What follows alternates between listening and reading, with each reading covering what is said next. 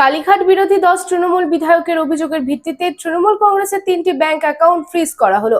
এই 3টি ব্যাংক অ্যাকাউন্টে মোট টাকা আছে 440 কোটি টাকা। এই ব্যাংক অ্যাকাউন্টগুলিতে কাটমানি এবং কালো টাকা রয়েছে। এই অভিযোগ সামনে এনে বিদ্রোহী 10 তৃণমূল বিধায়কেরা যৌথভাবে বিধাননগর সাইবার সেল থানায় অভিযোগ দায়ের করে। এদিকে একের পর এক পৌর নিগম হাতছাড়া হচ্ছে তৃণমূলের। এবার ফ্রিজ করা হলো তৃণমূলের ব্যাংক অ্যাকাউন্টও, যা কার্যত তৃণমূলের গোড়া তছনছ হয়ে গেল বলে মনে করছে রাজনৈতিক মহল। আপনার স্বপ্নের বাড়ি এখন হাতের মুঠোয়।